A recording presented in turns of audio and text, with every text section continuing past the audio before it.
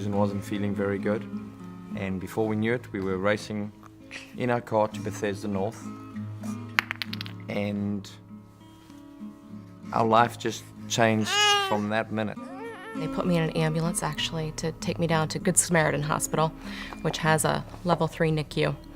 And got there and lasted about a week in high risk, and then my water broke. So Mia was born at 28 weeks. About her 10th day of life, she developed something called necrotizing enterocolitis, which caused her bowel to perforate and just caused a whole host of problems beyond that. And, sepsis, and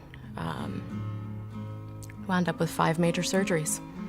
And she was at Children's a total of 7.5 months. Only the very sick children or the sick babies go to Cincinnati Children's.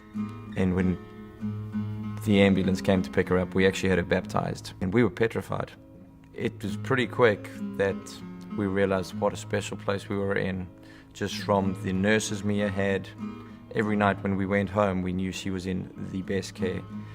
You know, even when she was critically ill, we knew she was being looked after like we would look after her. We knew she would get her medication every night. We knew she would get the best medical care, but she would also get her hug and her kiss goodnight. She was on a ventilator for about 7 weeks, and for those 7 weeks we couldn't hold her at all.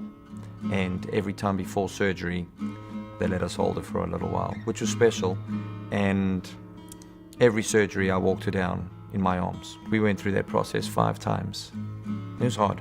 The second was probably the hardest, because all her signs, you know, led to us believing in the doctors that she was very, very sick and septic, and the chances weren't good she was going to pull through the surgery.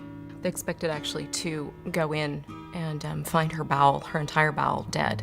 They were expecting something called nec totalis. So they had prepared us for the absolute worst. So the night before that surgery, we actually had a conversation that we just wish no parent would ever have to have again. I looked at the one resident and I said, "Is she going to make it?" And she just held my hand and gave me a hug. And that was, I will never forget that moment. About 3 hours later, we were actually waiting in the wrong place to get the news, and whatever it was going to be.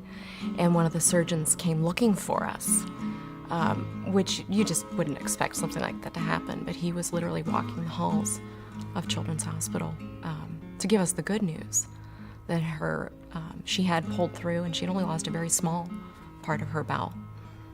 Which was, not to use a trite word, but miracle. It really, to us, we see it as a miracle.